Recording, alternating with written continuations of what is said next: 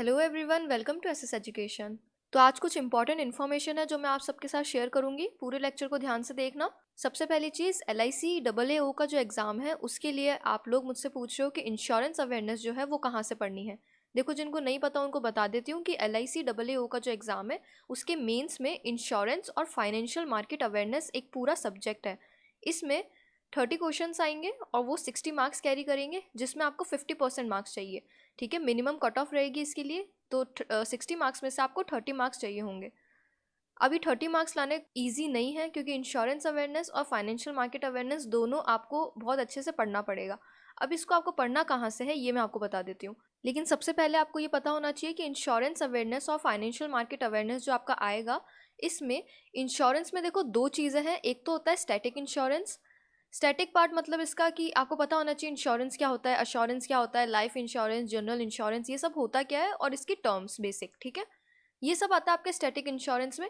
एक है आपकी करंट से रिलेटेड जो भी न्यूज़ आपकी चल रही है वो आपको पता होनी चाहिए। तो देखो, स्टैटिक पार्ट जो है इसके लिए मैं अभी आपको बताऊंगी कि आपको कहाँ से पढ़ना है।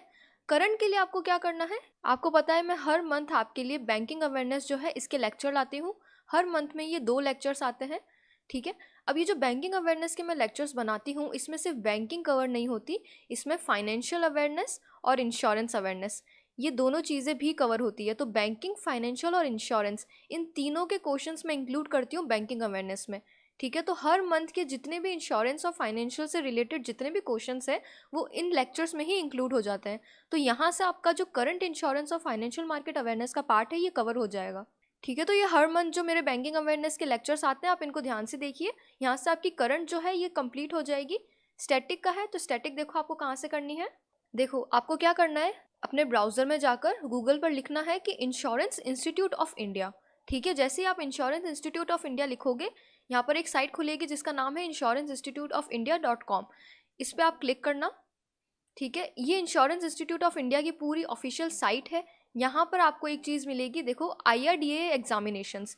यहाँ पर आप जाओगे IC38 स्टडी मटेरियल में और यहाँ पर कॉरपोरेट एजेंट में जाओगे। ठीक है, अब जैसे आप कॉरपोरेट एजेंट में जाओगे यहाँ पर IC38 इसकी जो PDF है ये आपको मिल जाएगी। ठीक है, अगर आपको इंग्लिश में चाहिए तो आप इंग्लिश की डाउनलोड करो, अगर आपको हिंदी में चाहिए तो आप हिंदी में डाउनलोड करो। ठीक है, यहाँ पर आपको करना क्या है कि ये जो कंपोजिट वाली PDF है आपको ये डाउनलोड करनी है। ठीक है, कंपोजिट में आपके लाइफ, नॉन लाइफ और हेल्थ इंश्योरेंस सब कुछ कवर हो जाएगा। तो एक ही बुक में आपकी सारी चीज़ें कवर होगी। तो इसमें कंपोजिट में आप डाउनलोड करना, इंग्लिश मीडियम वाले इंग्लिश में और हिंदी मीडियम वाले हिंदी में। ठीक है, अब देखो ये जो बुक है ये बहुत बड़ी बुक है, ऑलमोस्ट 600 पेजेस की बुक है। तो आपको 600 पेजेस नहीं पढ़ने हैं। पढ़ना कैसे है ये मैं आपको बताती हूँ।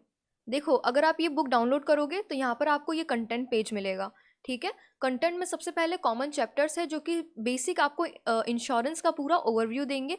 इसको आप अच्छे से कवर करना। इसमें आपको पता चलेगा कि बेसिक इंश्योरेंस होता क्या है, इंश्योरेंस की सारी टर्मिनोलॉजीज पता चलेगी और जो भी बेसिक चीज़ें हैं, जो भी मेन इंश्योरेंस से रिलेटेड जो भी बेसिक चीज़ें हैं वो सब आपको इसमें पता चलेगी। तो इसको आप ढंग से करना। उसके बाद यहाँ पर देखो लाइफ इंश्योरेंस, हेल्थ इंश्योरेंस और जनरल इंश्योरेंस, तीनों चीज़ें हैं। इन तीनों को भी आपको देखना है। पूरा मत देखना, सिर्फ ओवरव्यू लेना।